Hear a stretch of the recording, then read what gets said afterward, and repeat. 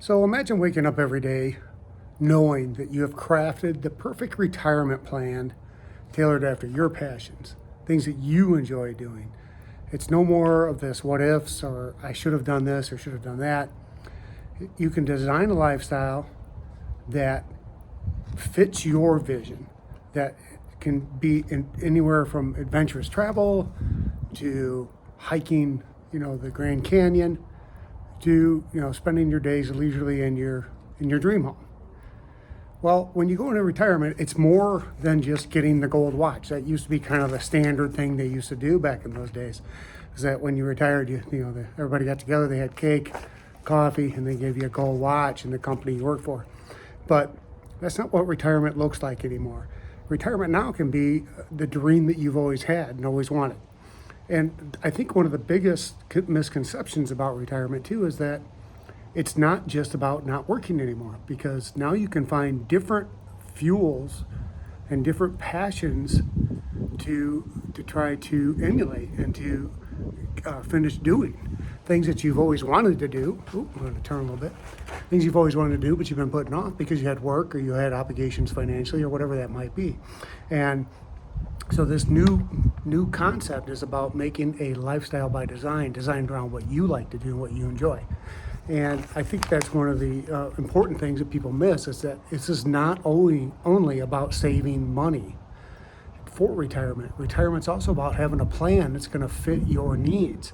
So yeah, money can be as part of it, but that's only because you need to figure out what you're going to do and understand what your expenses are going to be so you can create and build the lifestyle that you want. And I think what needs to happen too is that we need to begin this process 3 to 5 years out, minimum. I waited a little too long, really, personally for us, aside from we had our vision in place, and we did that actually based on the point I'm about to share with you. So we made a vision board. And a vision board can be anywhere from just writing down ideas on a notepad to cutting out pictures of the car you want and the house you want and the vacations you want to take and the cruise ship you want to take beyond, or the golf course you want to play, or the lodge you want to stay at in the Rocky Mountains. And then you try to build your vision based on that vision board. Well, my wife and I had decided 25 years ago, when we first got married and got together after spending a few seasons in Florida and enjoying and loving the weather. My wife had grown up going to Florida to Siesta Key, which is one of the most famous beaches in Florida and best known for being such a great and beautiful beach. But it's also very popular. But she grew up going there when she was a kid. And we went there and we actually got engaged in that area on the beach on July 4th back in 2000, so 25 years ago. And we loved the area, and we said, when we retire, this is where we want to be. This has got all the things we enjoy, it's got all the places we want to visit, and there's so many things to do every time we come down. So when we talked about Florida, we also love going to Orlando because we really love going to the theme parks, specifically Universal Studios. And we love doing those things. And so as we got closer to retirement, we started to talk, well, do we want to go to be in Orlando area or closer to Orlando or closer to the beach? And one of the things we found when we talked about it was we enjoy the beach much more than we do doing the theme parks, because those are great, but I don't want to do that every day. However, I do want to spend time on the beach every day. I do love going to see the ocean, and I love the opportunity and the calming that it gives you when you do so. And that's one of the things we both agreed upon, is that that's something we will do every day, because it's, even when it's busy, it's not a crowd situation like going to theme parks is, but it's definitely fulfilling for us. So that's one of the things you can do, is to start a vision board that's based on your hobbies and the things you want to do and places you want to go. The next step to that then is figuring out what's the financial means look like to have the dream lifestyle that you've just been working on. How are you going to afford to do, let's say, 2 cruises a year, or maybe you want to go to Europe once a year, or visit a new country overseas once a year, and then do something else a different time. Well, you need to factor that stuff in when you talk about saving your money and how your 401k is going to last. So I'm going to pivot a little bit here, because all of these things matter when it comes to funding that lifestyle. You have to know what it's going to cost you and how you're going to make the money work. But that's the other piece of this puzzle. And then what the real key here, though, is to talk about what is going to give you the lifestyle that you've always wanted when you retire.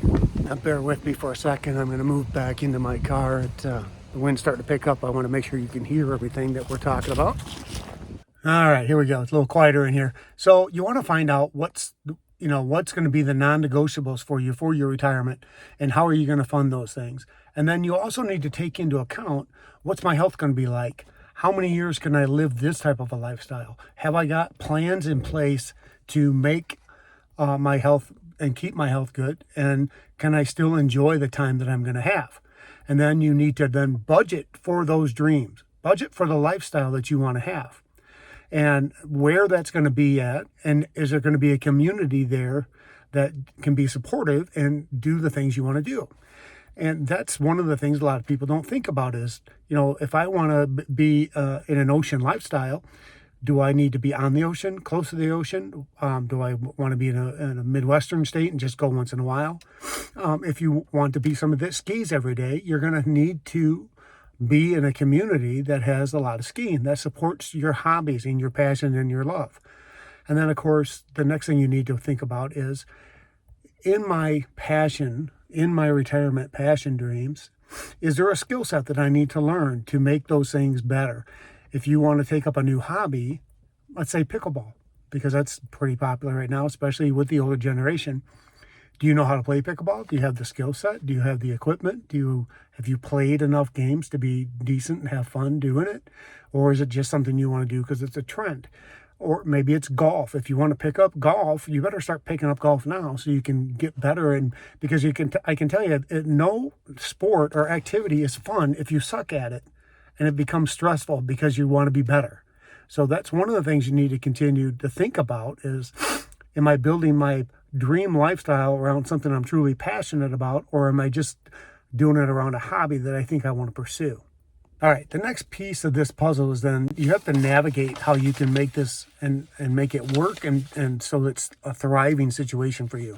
And one of the things that, for instance, my wife and I've had to consider and figure out is, right now I'm traveling to see her because I'm still in Illinois working and she's in Florida.